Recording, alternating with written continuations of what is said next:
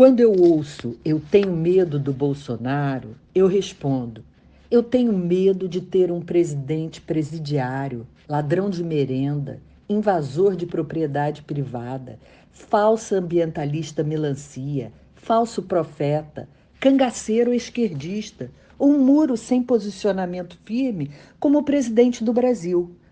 Quando eu ouço "eu tenho medo do Bolsonaro", eu respondo: eu tenho medo de bandido, de assassino, de traficante.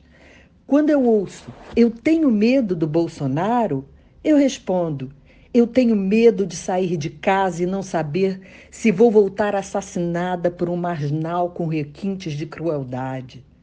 Quando eu ouço "eu tenho medo do Bolsonaro", eu respondo: eu tenho medo de ver crianças sendo expostas à erotização precoce, tornando-se alvos fáceis para pedófilos. Quando eu ouço "eu tenho medo do Bolsonaro", eu respondo: eu tenho medo de ver alunos sendo doutrinados ao invés de formados nas escolas e universidades, tornando-se população improdutiva e inútil para o futuro do país. Quando eu ouço "eu tenho medo do Bolsonaro", eu respondo: eu tenho medo da disseminação do ódio entre as pessoas, camuflado sobre a denominação de defesa das minorias.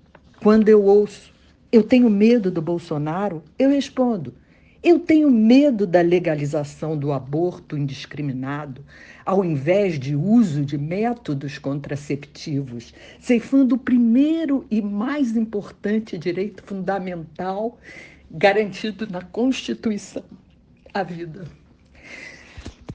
Quando eu ouço "eu tenho medo do Bolsonaro", eu respondo: eu tenho medo de uma justiça aparelhada que usa toga ideologicamente para legalizar o crime e a corrupção. Quando eu ouço "eu tenho medo do Bolsonaro", eu respondo: eu tenho medo do desarmamento da população, do desencarceramento em massa e da desmilitarização da polícia. Quando eu ouço "eu tenho medo do Bolsonaro", eu respondo: eu tenho medo do genocídio de policiais e militares.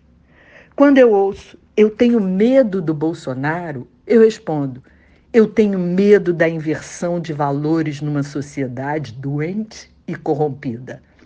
Quando eu ouço "eu tenho medo do Bolsonaro", eu respondo: eu tenho tantos medos, mas o único que não me assusta no momento é o Bolsonaro, porque o único que tem combatido com veemência a todos os meus medos.